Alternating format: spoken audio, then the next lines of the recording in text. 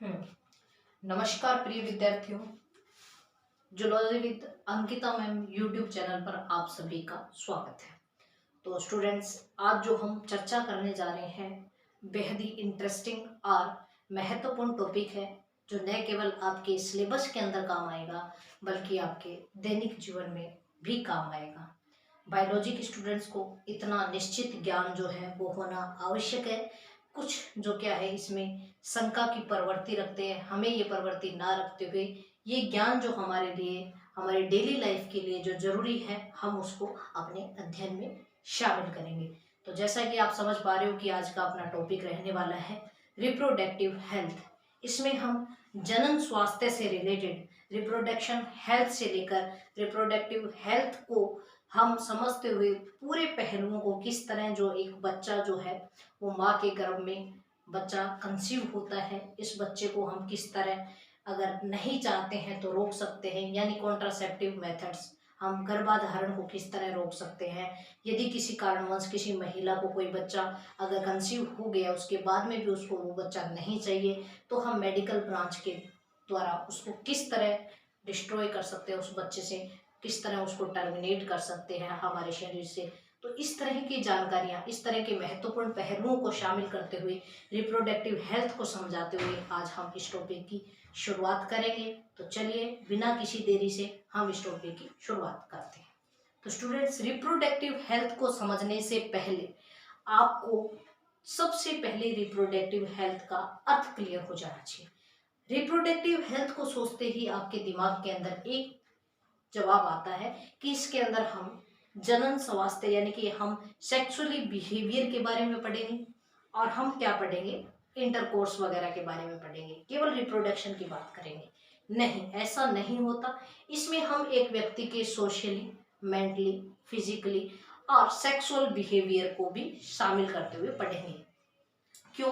क्योंकि कई बार ऐसा होता है जब किसी व्यक्ति में इस तरह के कैरेक्टर्स आने लगते हैं, यानी कि एक बच्चा जो होता है वो अपनी प्यूबर्टी में जब एंटर करता है तो उसमें नए नए कैरेक्टर्स आते हैं, बच्चा घबरा जाता है, अपना सोशल बिहेवियर जो है वो बदल लेता है, कमरे में बंद रहने लग जाता है। तो हमारे अध्ययन के अंदर ये चीजें शामिल की जाती है ताकि एक बच्चे की मानसिकता इनसे परे हो सके, वो इन चीजों को से उबर कर सामना कर सके इनका, है ना।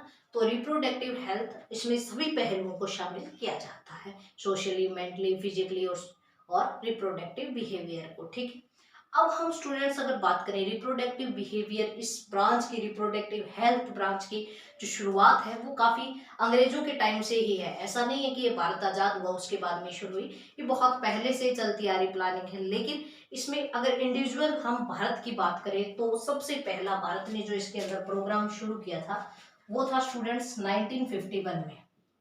सबसे पहले 1951 यानी कि 47 में तो देश आजाद हुआ था, 51 में ये प्रोग्राम चलाया गया था, यानी कि बहुत जल्दी हम जो है जनन स्वास्थ्य के प्रति सचेत हो गए थे। और इस प्रोग्राम का जो नाम दिया था स्टूडेंट्स, उसको नाम दिया था फैमिली प्रोग्राम।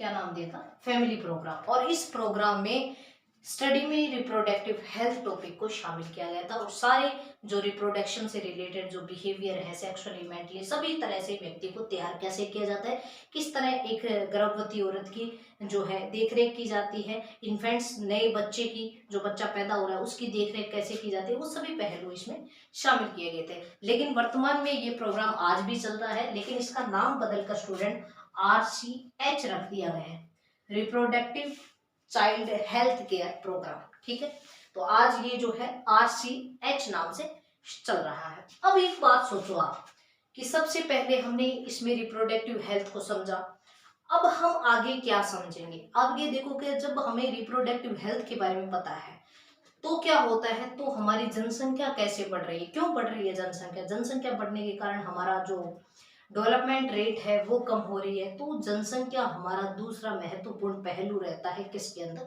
रिप्रोडक्टिव हेल्थ के अंदर। ठीक है, अब देखो दूसरा, अगर हम जनसंख्या को पढ़ेंगे, ठीक है, तो जनसंख्या का रेशो हम तुलनात्मक रूप से पढ़ेंगे। हम 1900 से बात करेंगे बच्चों, 1900 से 2000 के बीच की बात करेंगे। ठीक है, हम यहाँ पर वर्ल्ड की बात करेंगे, यहाँ हम इंडिया की बात करेंगे।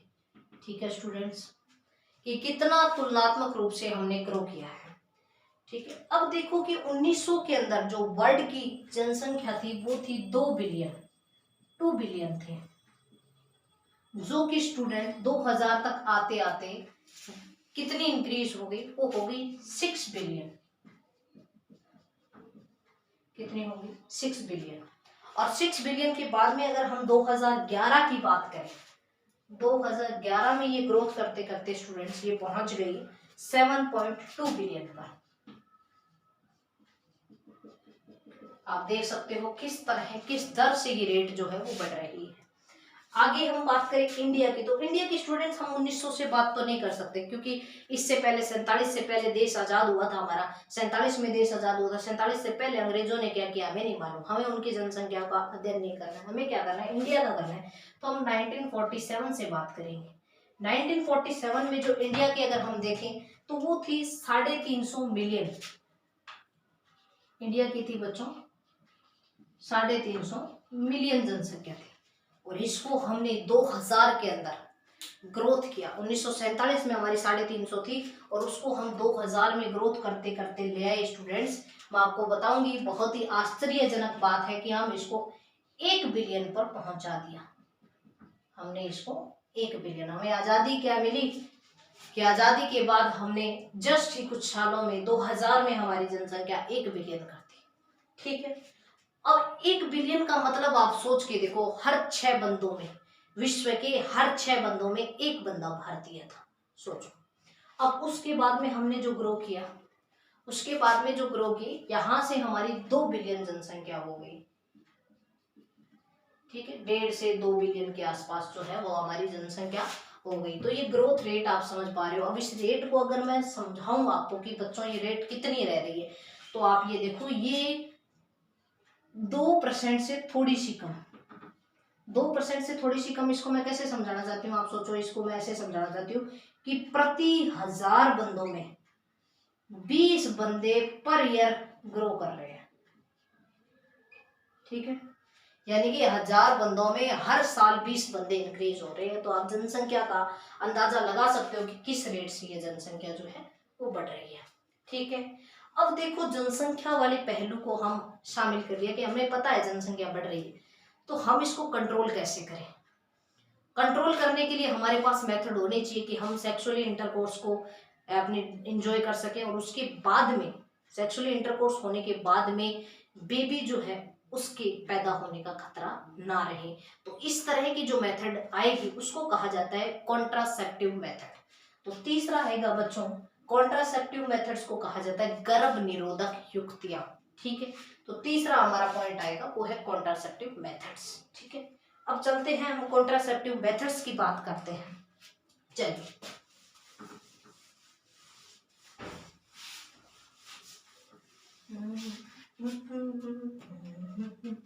देखिए कॉन्ट्रासेप्टिव मेथड्स की, हाँ सामने लिखी हुई है, कोई बात नहीं, दोबारा लिखने की जरूरत ही नहीं है। अब देखो बच्चों, कॉन्ट्रासेप्टिव मेथड्स जो है वो 4 प्रकार के हो सकते हैं। सबसे पहला जो प्रकार रहता है वो है नेचुरल मेथड। इसका कोई साइड इफेक्ट नहीं है, ये अपनी सूझबूझ से, कि हम थोड़े बहुत सूझबूझ रखेंगे ना तो हम प्रेगनेंसी से बच सकते हैं। थोड़ी सी सचेतना रखेंगे, हम अपने अंदर ज्ञान रखेंगे, उस सूझबूझ को, हम अपने ज्ञान को इस्तेमाल में लेंगे तो हम अनवांटेड प्रेगनेंसी से बच सकते हैं। तो सबसे पहला जो है वो नेचुरल मेथड है। ठीक है, हम नेचुरल मेथड को समझेंगे, इसका कोई साइड इफेक्ट नहीं है बच्चों। सबसे पहला प्रकार है इसका विड्रोल मेथड। कौन सा प्रकार है, विड्रोल मेथड। ठीक है, अब विड्रोल मेथड को मैं आपको समझाना चाहती हूँ, दिख रहा है, ठीक है।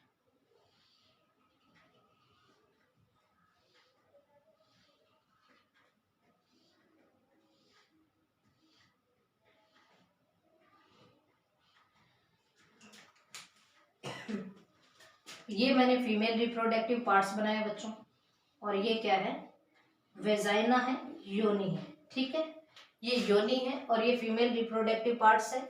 यहाँ पर क्या जमा हुआ है, इनर लेयर है इसकी, जो थिक मोटी होती है यहाँ पर। ठीक है, जिसका मेंस्ट्रुअल साइकिल के दौरान जो है हम इसका त्याग करते हैं, रज चक्कर के दौरान हम इसका त्याग करते हैं। ठीक है, अब देखो बच्चों क्या होता है, अब ये होता है एग रहता है यहाँ, यहाँ तो ओवेरी होता है बच्चों, ओवेरी अंडाशय, अंडाशय से एग रिलीज होकर यहाँ इंतजार करता रहता है किसका, स्पर्म का, यहाँ इंतजार करता रहता है कि स्पर्म आए और मुझे फर्टिलाइज कर दे। तो यहाँ पड़ा ओवम जो है वो इंतजार में रहता है स्पर्म के। अब जो नेचुरल मेथड का पहला प्रकार विड्रॉल मेथड, इससे हम किस तरह प्रेगनेंसी से बचेंगे। देखो अब क्या है, जब सेक्सुअली इंटरकोर्स होता है, फीमेल मेल का जो पार्ट इस तरह इंटरकोर्स करता है, तो इस दौरान मेल पार्ट से जब इंटरकोर्स होता है, उस दौरान यहाँ से जो वीर्य या सीमेन जिसको कहा जाता है, उसका जो त्याग होता है वो बच्चों कहाँ कर दिया जाता है, इजेकुलेशन जो है वो बाहर कर दिया जाता है, तुरंत इसको बाहर निकाल कर ये इजेकुलेशन जो है वो बाहर करवा दी जाती है। ठीक है, ये त्याग जो है वो बाहर करवा दिया जाता है। इस त्याग को बाहर करवाने से जो सीमेन है, जो वीर्य है, जो शुक्राणु है, वो फीमेल रिप्रोडक्टिव पार्ट्स में नहीं पहुंच पाते। इस कारण जो है फर्टिलाइजेशन, निषेचन की परिघटना नहीं हो पाती। और इस सचेतना को रखते हुए, इस सूझबूझ को रखते हुए हम विड्रॉल मेथड इसको कहते हैं, और हम प्रेगनेंसी से बच सकते हैं इंटरकोर्स करने के बाद भी। ठीक है, इसमें बच्चों संभावना रहती है कुछ ना कुछ प्रेग्नेंट होने की। क्यों रहती है? क्योंकि इससे पहले जब कभी सेक्सुअल इंटरकोर्स हुआ है, उस दौरान कोई स्पर्म अगर दीवारों से या कोई पेनिस के अंदर रह गया, तो वो फर्स्ट सिक्रेशन से पता ही नहीं चलता कब जो है वो फीमेल में इंजेक्ट हो गया, तो उससे क्या है प्रेगनेंसी हो सकती है। ठीक है, तो इसके जो है इससे खतरा रहता है थोड़ी बहुत प्रेगनेंसी होने का, यानी ये पूर्णतः सेफ मेथड नहीं है। ठीक है, ये होगी विड्रॉल मेथड। अब इसके बाद में स्टूडेंट सेकंड मेथड आएगी, वो है रिदम मेथड। रिदम मेथड में बात करेंगे। आपको पता है कि मेंस्ट्रुअल साइकिल जो चलता है बच्चों, वो चलता है 1 से लेकर 28 दिन तक। मेंस्ट्रुअल साइकिल की जो अवधि होती है वो 1 से लेकर 28 दिन तक होती है, ऊपर नीचे थोड़ा बहुत हो जाता है, लगभग 28 दिन होती है। ठीक है, अब इसमें क्या होता है, पहले से 5 दिन लगभग क्या है, पहले से 5 दिन तक लगभग महिलाओं में जो फीमेल होती है उसमें ब्लड सिक्रेशन की प्रक्रिया होती है। ये लीजिए ब्लड का सिक्रेशन हो रहा है। ठीक है, लगभग 5 दिन होती है, कईयों में 3 दिन होती है, कईयों में 2 दिन होती है, वो बात अलग अलग है। ठीक है, अब यहाँ पर क्या है, ब्लड की सिक्रेशन हो रही है। उसके बाद में बच्चों आपको पता है यहाँ पर 13वें दिन या 14वें दिन अंडोत्सर्ग की प्रक्रिया होती है, ओवुलेशन की प्रक्रिया होती है। यहाँ पर क्या होता है, अंडोत्सर्ग की प्रक्रिया होती है। ठीक है, अब 13वें से 14वें दिन अंडोत्सर्ग हो रहा है बच्चों। अब इस दौरान अगर सेक्सुअल इंटरेक्शन होता है, इंटरकोर्स होता है, तो 100% संभावना रहती है प्रेग्नेंट होने की। अब बच्चों आपको पता है हमारा शरीर है, कोई डिजिटल मशीनरी तो है नहीं जो बिल्कुल एकदम एग्जैक्ट काम करेगी, ऐसा नहीं है। ये दिन में उतार चढ़ाव हो सकता है, ऊपर नीचे हो सकता है। ये 14 से 15 भी हो सकता है बच्चों। ये ओवुलेशन 16वें दिन भी हो सकता है। ये कई बार 17-18 दिन तक चला जाता है, और इधर ये 9 से आगे भी कई दिन चला जाता है। तो ये जो दिन है 9 से लेकर 18 दिन तक का पीरियड, ये प्रेगनेंसी के लिए माना जाता है। इस दौरान अगर इंटरकोर्स होता है तो संभावना रहती है पूरी पूरी कि प्रेग्नेंट हो सकती है लेडी। ठीक है, तो इन दिनों में इंटरकोर्स से बचना चाहिए। वो मेथड है रिदम मेथड, यानी कि इन दिनों तक सेक्सुअली इंटरएक्शंस नहीं होना चाहिए। मैथुन की क्रिया जो है वो इन दिनों के बीच में ना करके बचा जा सकता है प्रेग्नेंट होने से। ठीक है, तो ये हमारी दूसरी मेथड होगी। तीसरी मेथड आ रही है बच्चों लैक्टेशनल एमेनोरिया। नाम से स्पष्ट है, लैक्टेशन मतलब कोई ना कोई दूध से रिलेटेड प्रक्रिया है। जब माँ अपने सॉरी जब माँ अपने बच्चे को दूध पिलाती है, उस दौरान क्या होता है बच्चों, उस दौरान प्रोलैक्टिन हार्मोन का सिक्रेशन हाई होता है। प्रोलैक्टिन एक हार्मोन है बच्चों जो पिट्यूटरी ग्लैंड के एडिनोहाइपोफाइसिस भाग से आता है। ठीक है, अब ये हार्मोन क्या करता है, ये दुग्ध स्त्रवण को, लैक्टेशन की प्रक्रिया को तेज करता है। और ये प्रोलैक्टिन जो है बच्चों, प्रोलैक्टिन जो है वो दुश्मन माना जाता है किसका, एफएसएच और एलएच का। जब प्रोलैक्टिन ज्यादा होता है तो एफएसएच और एलएच क्या होता है, कम होता है। ठीक है, अब एफएसएच और एलएच कम हो गया, follicle stimulating hormone, luteinizing hormone, तो ये दोनों के दोनों क्या है, अंडोत्सर्ग में, फोलिकल के परिवर्धन में, पुट्टकों के परिवर्धन में, फिर फोलिकल से अंड के निर्माण में, अंडोत्सर्ग, ओवुलेशन वगैरह इस प्रोसेस में ये काम आते हैं। ठीक है, तो अगर मान लीजिए ये प्रोसेस ही ना होगी, इस तरह की प्रोसेस ना होगी, तो डर ही नहीं रहता कि जो है ओवम बनेगा या ओवम से सेक्सुअल इंटरेक्शंस के बाद में फर्टिलाइज्ड हो जाएगा, तो ये डर नहीं रहता, निषेचन नहीं होता है क्योंकि ओवम की फॉर्मेशन नहीं हो पाती है। तो ये है लैक्टेशन एमेनोरिया, जिसमें माँ अपने बच्चे को जब तक दूध पिलाती है उस दौरान प्रेगनेंसी से बचा जा सकता है। लेकिन बच्चों इसके भी अनसक्सेसफुल होने की रेट जो है वो काफी है। कई बार आप एक चीज देखते हो कि कई बार कई बच्चों में गैप जो होता है 1 से 1.5 साल का ही रहता है। आप कई बहन भाई ऐसे देखते हो ना जिनमें 1 से 1.5 साल का ही गैप रहता है, वो इस मेथड के शिकार हुए होते हैं। ठीक है, वो सोचते हैं कि भाई ठीक है अभी तक तो स्तनपान चल रहा है, दूध पिला रही है माँ, तो अभी तक इंटरकोर्स करने से बच्चा जो है वो नहीं पैदा होएगा। कौन माँ चाहेगी कि मेरे 2 बच्चों के बीच में मात्र 1 साल का गैप हो। हम चाहते हैं थोड़ा अच्छा सा, ये आप ऐड भी देखते हो, पहले तो दूरदर्शन में काफी ऐड आते थे जिसमें प्रत्येक बच्चे में 3 साल का गैप जो है मिनिमम बताया ही जाता था कि 3 साल का गैप तो होना ही चाहिए।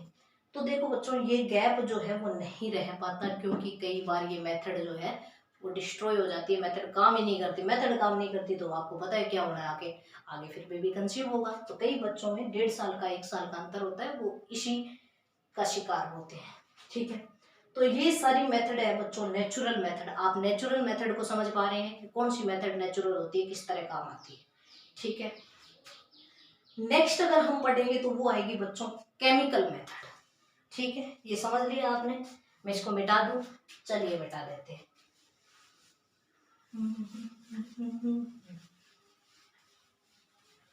ये लीजिए, कर दिया साफ। ठीक है, अब हम बच्चों दूसरी मेथड की बात करेंगे, केमिकल मेथड। मैं लिख दूं यहाँ पे अच्छी शेडिंग, ये लीजिए।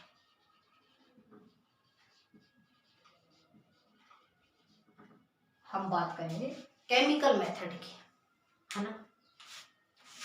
अब देखो केमिकल मेथड की हम बात करें, 1 मिनट, बच्चों की ये डाउट होगा कि मैडम ने यहाँ ये क्या लिख रखा है, ये क्लियर कर दूंगे, एक बार कर देते हैं, एक बार क्लियर। ठीक है, एक बार आपको इंडेक्स क्लियर कर देती हूँ कि मैं आपको क्या क्या पढ़ाना चाहती हूँ। देखो बच्चों मैं आपको पढ़ाना चाहती हूँ वो इस कदर है। देखिए सबसे पहले हम जानेंगे रिप्रोडक्शन हेल्थ को पढ़ा हमने, पॉपुलेशन बढ़ रही है पॉपुलेशन को पढ़ा हमने, फिर हमने देखा कि कॉन्ट्रासेप्टिव मेथड से हम पॉपुलेशन को कंट्रोल कर सकते हैं। ठीक है, अब कई बार क्या है कॉन्ट्रासेप्टिव मेथड यूज नहीं किया हमने और बच्चा जो है वो तो पैदा होगा, या किसी लेडीज का कोई रेप हो गया, ठीक है, और उसमें भी बच्चे पैदा होने की संभावना रहती है, और वो लेडीज क्यों चाहेगी, वो बच्चा नहीं करना चाहेगी, तो उस दौरान मेडिकल ब्रांच अलाउ करती है अबॉर्शन को, तो उसको कहा जाता है मेडिकल टर्मिनेशन ऑफ प्रेगनेंसी। तो अगली मेथड जो अपनी रहेगी वो मेडिकल टर्मिनेशन। ये सारी पढ़ने के बाद में कॉन्ट्रासेप्टिव के बाद में हम अगर कॉन्ट्रासेप्टिव यूज नहीं की तो भी मेडिकल ब्रांच हमारी हेल्प करती है, अगर जो हमारा कारण है वो सॉलिड है तो। ठीक, तो वो medical termination of pregnancy next रहेगा। अब कई बार क्या होता है, कई तो ये चाहते हैं कि हमारे बच्चा ना हो, और कई माँ बाप ऐसे होते हैं बच्चों जिनमें किसी ना किसी फिजिकल प्रॉब्लम के कारण या किसी ना किसी हार्मोनल प्रॉब्लम के कारण, ठीक है, तो उनमें जो बच्चा है वो नहीं पैदा हो सकता, संतान प्राप्ति का सुख उन्हें नहीं मिल पाता। उसमें जो मेथड आती है वो आती है ART, उनकी हेल्प की जाती है असिस्टेड रिप्रोडक्टिव टेक्नोलॉजी से। किससे? असिस्टेड रिप्रोडक्टिव टेक्नोलॉजी से। तो वो उन माँ बाप की हेल्प करता है, जो उन दंपतियों की हेल्प करता है जो बच्चे पैदा करने में असक्षम है। ठीक है, नेक्स्ट है STI। अब क्या है, अब रिप्रोडक्टिव हेल्थ ये कहता है कि बच्चे पैदा करो चाहे ना करो, भाई आप सुरक्षित रहो, आप क्या रहो, सुरक्षित रहो, रोगों से बचे रहो, आप में रोग नहीं लगने चाहिए, ये कहता है रिप्रोडक्टिव हेल्थ। तो इसमें आएगा STI, सेक्सुअली ट्रांसमिटेड इन्फेक्शन, ठीक है, कई जगह STD भी लिखा होता है, सेक्सुअली ट्रांसमिटेड डिजीज।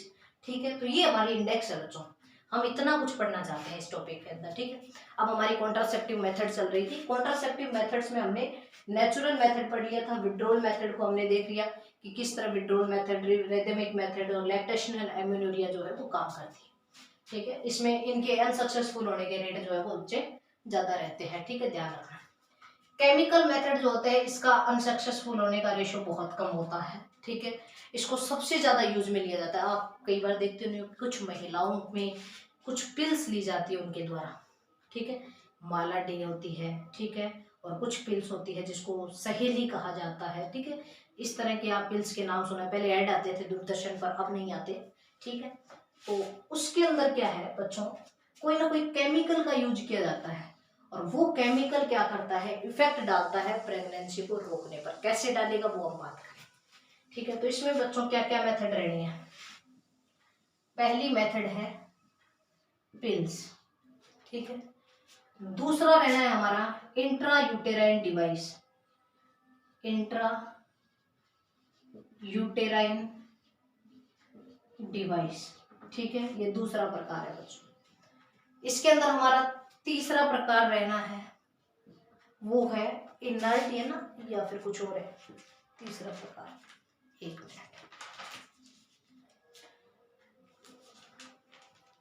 इसके अंदर हमारा तीसरा प्रकार रहना है इम्प्लांट्स, और चौथा रहना है इंजेक्शन, और चौथा रहना है इंजेक्शन। ठीक है बच्चों, ये हमारे चार प्रकार रहने हैं, पिल्स, इंट्रायूटेराइन डिवाइस, इम्प्लांट्स और इंजेक्शन। ठीक है, इसमें बच्चों नाम से स्पष्ट है कोई ना कोई केमिकल का हम यूज करेंगे जो हमारी प्रेगनेंसी को रोकेगा। सबसे पहले आप देखो पिल्स के अंदर अगर हम बात करें तो पिल्स के अंदर बच्चों तीन प्रकार की पिल्स ली जाती है। पहली है COC, दूसरी है POP, तीसरी है सहेली। ये बड़ी चर्चा में है सहेली। ठीक है, अब देखो इनकी हम फुल फॉर्म देखते हैं क्या है। देखो बच्चों, हम अगर बात करें COC की तो इसकी फुल फॉर्म है कंबाइंड ओरल कॉन्ट्रासेप्टिव। ठीक है, क्या नाम है, कंबाइंड ओरल कॉन्ट्रासेप्टिव। ठीक है, और दूसरी है वो है प्रोजेस्ट्रोन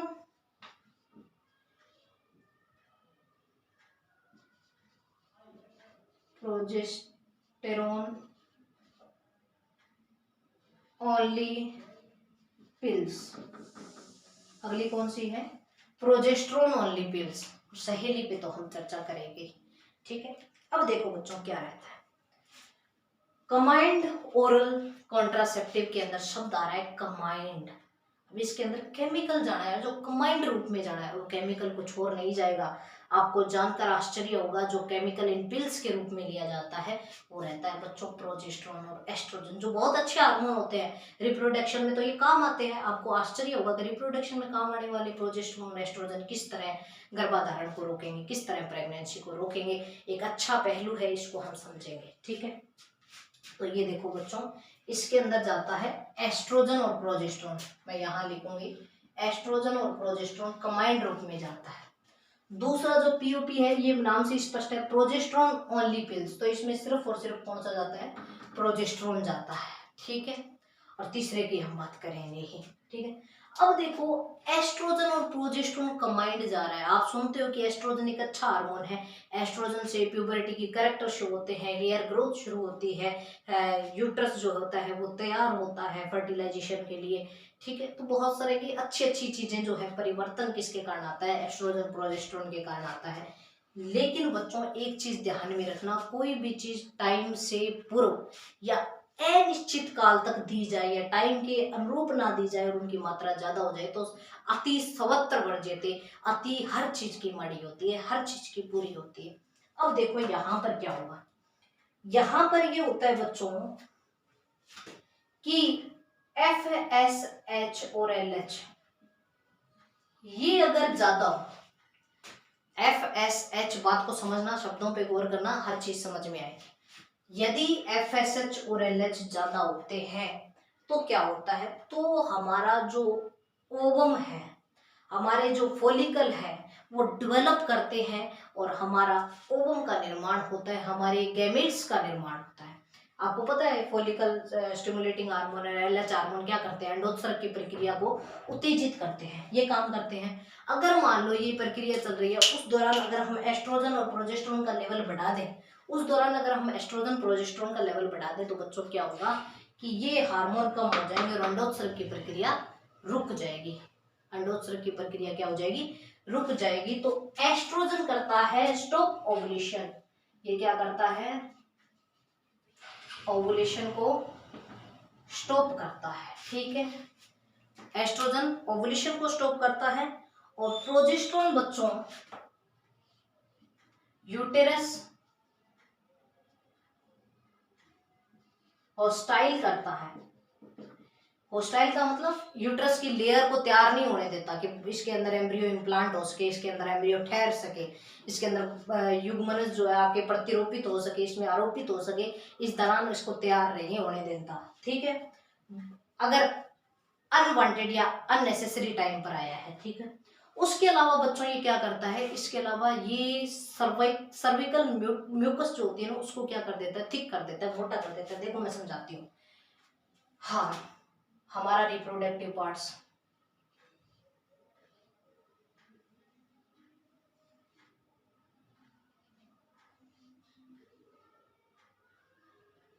ठीक है, ये रिप्रोडक्टिव पार्ट्स है, दिख रहा है छोटा सा। ठीक है, अब बच्चों यहां पर वेजाइना है, ये क्या है, वेजाइना है। अब अगर प्रोजेस्टेरोन हार्मोन ज्यादा होगा तो वो प्रोजेस्टेरोन हार्मोन क्या करेगा, इस लेयर को मोटा कर देगा, यहाँ पर लेयर मोटी हो जाएगी बच्चों, यानी कि सर्वाइकल, यहाँ पर सर्विकल है, सर्वाइकल ये म्यूकस है, इसको मोटा कर देगी। अब इसको मोटा कर देगी तो इसके अंदर स्पर्म जाएगा कैसे, क्योंकि यहाँ पर आपको पता है ओवम बैठा है, यहाँ पर ओवम इंतजार कर रहा है कि मेरे पास स्पर्म आए और मेरा फर्टिलाइजेशन कर दे, तो वो उसके पास जा ही नहीं पाएगा क्योंकि आगे जो द्वार है वही मोटा हो गया, उसमें रास्ता ही नहीं है जाने के लिए, तो वो बंद हो जाएगा। तो इसको कहा जाता है सर्वाइकल म्यूकस का थिक होना, जो प्रोजेस्टेरोन के प्रभाव से होता है। ठीक है बच्चों, इस तरह ये पिल्स क्या करती है बच्चों, काम करती है। प्रोजेस्टेरोन भी इसी तरह, जो प्रोजेस्टेरोन ओनली पिल्स दी जाती है ना, उसमें भी यही काम होता है। प्रोजेस्टेरोन का काम आपको पता है ना, यूटेरस को होस्टाइल कर देता है। दूसरा प्रोजेस्टेरोन क्या करता है, सर्वाइकल म्यूकस को मोटा कर देता है, सर्विकल म्यूकस को क्या कर देता है, मोटा कर देता है, थिक कर देता है। लिख लोगे, सर्विकल म्यूकस को थिक कर देता है। ये काम करेगा कौन सा, प्रोजेस्टेरोन, जिसके कारण क्या और नहीं हो पाएगा, फर्टिलाइजेशन नहीं हो पाएगा। अब ये प्रश्न आता है, ये दवाइयाँ, ये गोलियां, ये पिल्स लेनी कैसे है, कैसे लेनी है, मैं आपको बताती हूँ। ठीक है, ये हो गया ना बच्चों। ठीक, आगे देखो कैसे लेनी है। पहले से 5वें दिन जब तक ब्लीडिंग होती है तब तक ये पिल्स नहीं लेनी। पहले से 5वें दिन ये पिल्स नहीं लेनी। जैसे ही ब्लीडिंग समाप्त होती है, यानी कि 5वें दिन किसी में हो गई, तो ये 5वें दिन से लेकर 21वें दिन तक रोज एक पिल्स लेनी है। 21वें दिन तक रोज एक पिल्स लेनी है, जिसके कारण क्या होगा, जिसके कारण ये प्रभाव जो है एस्ट्रोजन और प्रोजेस्टेरोन का प्रभाव क्रिएट होगा और ये प्रभाव आपके फर्टिलाइजेशन को रोकेगा। तो सेक्सुअल इंटरकोर्स होने के बाद में भी बेबी पैदा होने का खतरा नहीं रहेगा। ठीक है, तो इससे अनवांटेड बेबी से बचा जा सकता है। ठीक है, तो ये हो गया बच्चों 21वें दिन। अब आप ये सोचो कि 21वें दिन के बाद में लेनी शुरू क्यों करते हैं, 21वें दिन के बाद में ये बंद क्यों करते हैं। बंद इसलिए करते हैं क्योंकि यूट्रस के अंदर थोड़ी बहुत तो कोई ना कोई तो ऐसी लेयर जमी है जो मेंस्ट्रुअल साइकिल के दौरान बाहर निकालनी है। तो ये क्या करता है, अगर हम इस दवाई को रोक देंगे, इस पिल को रोक देंगे ना, तो वहां से चाहे थोड़ी बहुत ही हो, थोड़ी बहुत भी मेंस्ट्रुअल साइकिल आए, थोड़ी बहुत भी सिक्रेशन हो, लेकिन हाँ सिक्रेशन होनी जरूरी है, इस कारण ये दवाई जो है 21वें दिन के बाद में रोक देते हैं। ठीक है बच्चों, अब हम बात करेंगे हमारी प्यारी सहेली की। किसकी बात करेंगे, सहेली की। सहेली कैसे काम करती है। ठीक है, सहेली के अंदर एक केमिकल होता है बच्चों। सहेली के अंदर क्या होता है, एक केमिकल होता है जिसको कहा जाता है सेंट क्रोमन। याद रखना, पूछा गया है। सहेली के अंदर एक केमिकल होता है जिसको कहा जाता है सेंट क्रोमन। ठीक है, अब ये सेंट क्रोमन होता क्या है, इसको क्या है ये सेंट क्रोमन? ये सेंट क्रोमन होता है बच्चों एक एंटी एस्ट्रोजन। क्या है? एंटी एस्ट्रोजन है। अब एंटी एस्ट्रोजन है तो क्या करेगा? एस्ट्रोजन क्या काम करता है बच्चों? वो सब पहलू मत देखो, मैं बता रही हूँ, वो सुनो पहले। एस्ट्रोजन क्या करता है? एस्ट्रोजन काम करता है हमारे गर्भाशय को तैयार करता है, उसकी लिनिंग को मोटा करता है ताकि उसमें जाइगोट जो है वो रुक सके, जाइगोट जो है इम्प्लांट हो सके, आरोपित हो सके। अगर मान लो हम यहाँ पर एंटी एस्ट्रोजन दे रहे हैं तो युग्मनज जो आरोपित होने आ रहा है उस युग्मनज को आरोपित नहीं होने देते, क्योंकि वहां पर लेयर जो है वो मोटी नहीं हो रही। तो लेयर मोटी नहीं हो रही तो आपको पता है वहां पर फर्टिलाइजेशन होने के बाद में भी जो बच्चा है, जो जाइगोट है, वो ठहर नहीं पाएगा। एस्ट्रोजन के विरुद्ध काम करता है ये सेंट क्रोमन। ठीक है, अब इस पे एक प्रश्न है कि ये सहेली कहाँ से आई, कहाँ की है ये सहेली? तो बच्चों मैं आपको बता दूं ये सहेली आई थी लखनऊ से। कहाँ से आई थी? लखनऊ से, सेंट्रल ड्रग रिसर्च इंस्टीट्यूट से, SDRI से, CDRI, central drug research institute, याद रखना, लखनऊ, SCDRI से आई थी सहेली, जिसमें सेंट क्रोमन केमिकल मौजूद था जो एक एंटी एस्ट्रोजन था, जो जाकर क्या कर देता था, बच्चे की जो उत्पन्न होने की क्षमता थी, प्रेगनेंसी थी, इसको खत्म कर देता था। तो ये थी बच्चों गोलियां, पिल्स, जिसमें मालाडी, सहेली, COC, POP, ये जो है वो फेमस है। सबसे ज्यादा इस्तेमाल में ये मेथड ली जाती है। महिलाएं रोज ये गोलियां खाती है और ये गोलियां खाने के बाद में 21वें दिन इन गोलियों का सेवन रोकना होता है ताकि उनमें थोड़ी बहुत जो है वो सिक्रेशन हो सके। ठीक है, आई बात समझ में? तो ये हो गई बच्चों हमारी कौन सी मेथड? केमिकल मेथड की सबसे पहली मेथड पिल्स। अब हम नेक्स्ट वाली इंट्रायूटेराइन की बात करें। ये मैं मिटा दूं, चलिए।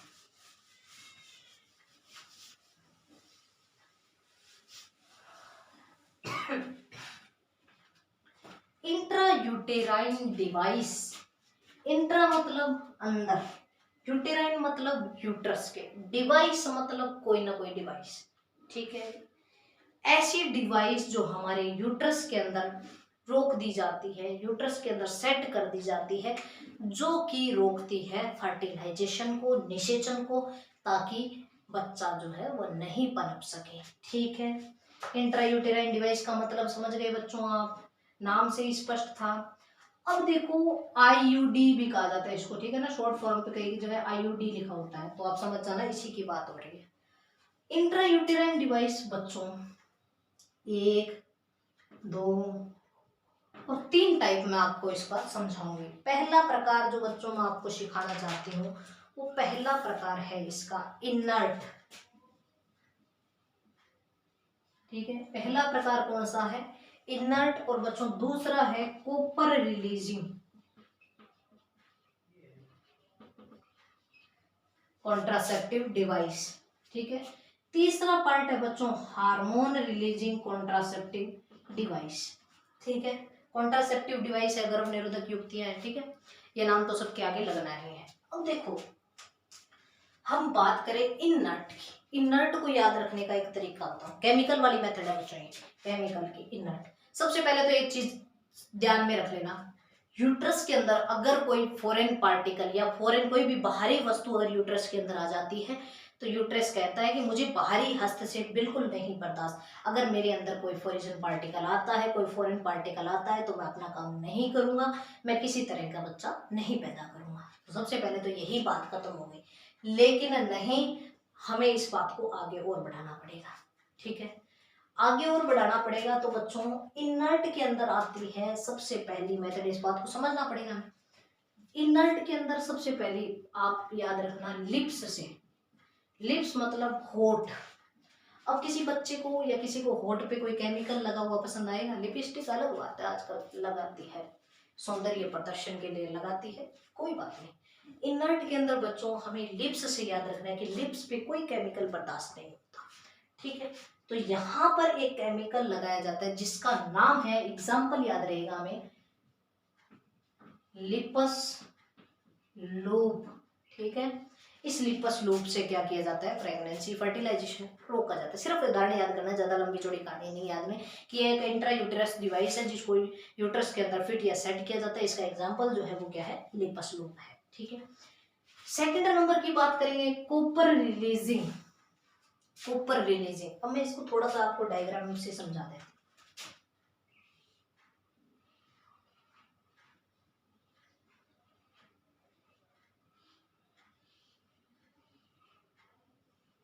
ठीक है। ये यूट्रस है बच्चों, ये वेजाइना है, ये लीजिए वेजाइना है। ठीक है। अब इसके अंदर कोई कॉपर की डिवाइस इस तरह सेट कर दी जाती है और उसका धागा से इस तरह नीचे लटकता रहता है। ये कॉपर की बनी हुई कोई डिवाइस है, इस तरह सेट कर दी जाती है और इसका धागा सा एक वेजाइना में लटकता रहता है। अब ये डिवाइस क्या करती है बच्चों, कॉपर को रिलीज करती है। कॉपर रिलीज करके क्या कर देगा, कॉपर ऐसा क्या कर देगा कि बच्चा नहीं बनेगा। कॉपर क्या करता है बच्चों, मोबिलिटी रोक देता है स्पर्म की। स्पर्म मतलब शुक्राणु की गतिशीलता को रोक देता है कि भाई किधर जा रहा है, इधर।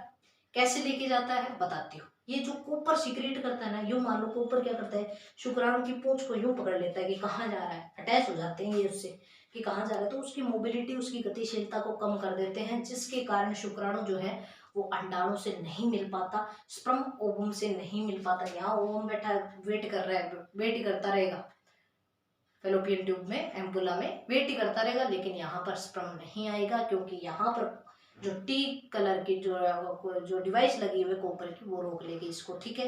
तो क्या करते हैं, ये स्पर्म की गतिशीलता को कम करते हैं। उदाहरण में बच्चों आपको क्या याद रखना है, मैं भी बताती हूँ उदाहरण में क्या याद रखना है। एक तो मार्कर के जो ढक्कन है ना, वो एक दूसरे के बंद कर लेते हैं तो बार बार नीचे गिरते हैं। ठीक है बच्चों। चलिए, इसके अंदर जो एग्जाम्पल आपको याद रखना है, सबसे फेमस है बच्चों कॉपर टी। दूसरा याद रखना आपको सुपर लोड, मल्टी लोड जो बहुत बार लोड की गई है, मल्टी लोड 370। ठीक है। ऐसे मान लेना कॉपर की एक गन है जो बहुत बार लोड की जा सकती है, कॉपर की जो लोड की हुई। एक है Cu7, कॉपर 7। ठीक है, कॉपर 7। ये एग्जाम्पल है बच्चों, ये 3 एग्जाम्पल इसमें याद रखने, इससे ज्यादा कोई एग्जाम्पल नहीं है इसके। एक तो है कॉपर टी, और दूसरा है कॉपर 7, और तीसरा है मल्टी लोड 370। यानी कि मान लेना एक कोई गन सी है, वो लोड की जाती है, बहुत बार लोड कर सकते हैं इसको, 370 इसका नाम है, मल्टी लोड 370। ठीक है, याद रह जाएगा, हमें याद रखने के तरीके काम में लेने बस। तीसरा है हार्मोन रिलीजिंग कॉन्ट्रासेप्टिव डिवाइस। अब ये क्या करेगी बच्चों, ये कोई ना कोई हार्मोन को रिलीज करेगी, एस्ट्रोजन प्रोजेस्टेरोन को रिलीज करेगी और अननेसेसरी टाइम पर करेगी, जिससे क्या हो जाएगा, रुक जाएगी। क्या रुक जाएगी, प्रेगनेंसी रुक जाएगी। ठीक है। तो ये हमें याद रखना है। हार्मोन रिलीजिंग में अगर बेसिक एग्जांपल जो आपको याद रखना है वो है, एक तो है प्रोजेस्टासर्ट,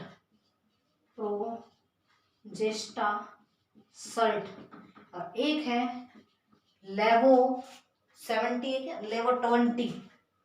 ये 2 एग्जांपल आपको याद रखने, लेवो 20। ठीक है, दिख नहीं रहा क्या, एक मिनट ऊपर लिख देते हैं, प्रोजेस्टासर्ट,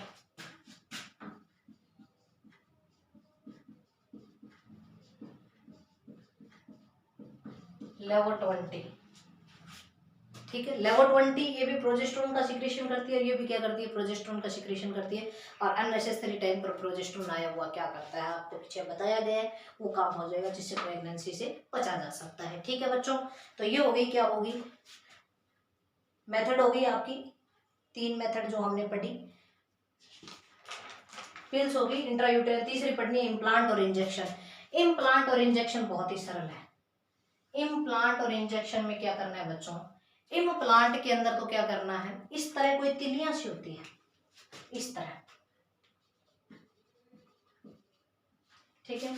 अब ये तिलियां क्या करती है, इसको त्वचा के अंदर हम इन प्लांट कर देते हैं, त्वचा के अंदर सेट कर देते हैं इसको, रिप्रोडक्टिव पार्ट्स के।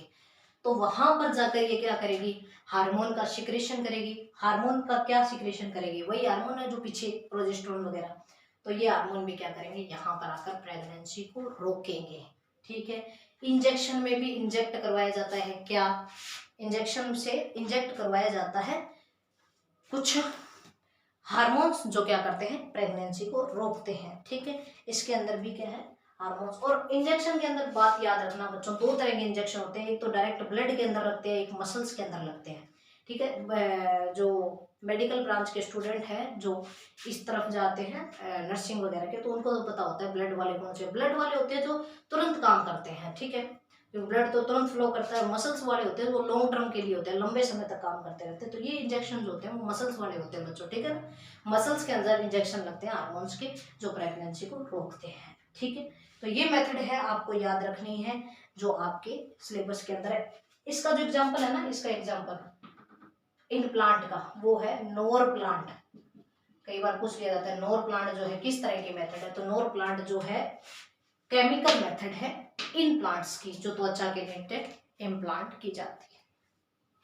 अब बच्चों आपके दिमाग में एक प्रश्न आता होगा, क्या प्रश्न आ रहा है कि मैडम ये जो है जिसने कॉपर टी लगवा ली, या जिसने ये फर्टिलाइजेशन वाली प्रोसेस रोक ली, कॉपर टी लग गई, तो क्या उनमें प्रेगनेंसी आती है?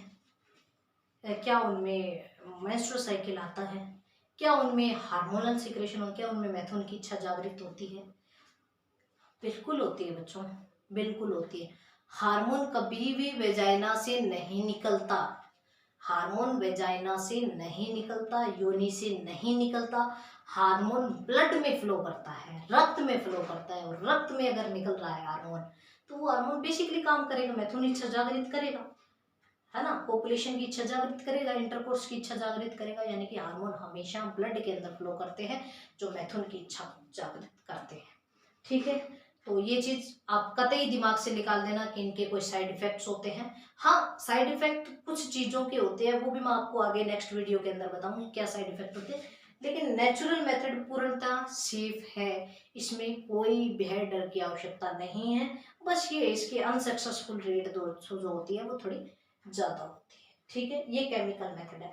आगे बच्चों हम पढ़ेंगे नेक्स्ट वीडियो के अंदर बैरियर और सर्जिकल मेथड क्या होते हैं। बैरियर, बैरियर क्या काम करते हैं, कैसे प्रेगनेंसी को रोकते हैं, और सर्जिकल मेथड में किस तरह सर्जरी से हम जो है बच्चे पैदा करने से रुक सकते हैं। ठीक है बच्चों, और एक चीज बता दूं, ये चीजें सेफ है केमिकल वाली। क्यों सेफ है? अगर मान ली किसी महिला की कॉपर टी लगवाई हुई है, ठीक है, और क्या हो गया कि उसमें उसके बेचारे के 2 बच्चे थे या एक ही बच्चा था, ये सब वो क्या है किसी एक्सीडेंट के अंदर या अनफॉर्चुनेटली उसकी डेथ हो गई। डेथ होने के बाद में वो फिर से बच्चे पैदा कर सकते हैं अपनी प्रॉपर्टी को हटाकर। तो इस कारण ये क्या है, इसका वापस रिप्लेस हो सकता है। आगे जो हम सर्जिकल मेथड पढ़ेंगे बच्चों, उसमें ये दिक्कत रहती है कि इसमें वापस से फिर से ये सही नहीं हो सकता सिस्टम। इसको हम आगे जानेंगे। आज के लिए इतना ही। बहुत ही महत्वपूर्ण जानकारी है जो न केवल आपके किताबी ज्ञान को कंप्लीट करती है, आपके दैनिक जीवन में भी आपको रिप्रोडक्टिव हेल्थ के प्रति सचेत करती है। आप ये जानकारी जरूर शेयर कीजिएगा, जिसको भी नेसेसरी है आप इस वीडियो को भेजिएगा। धन्यवाद स्टूडेंट।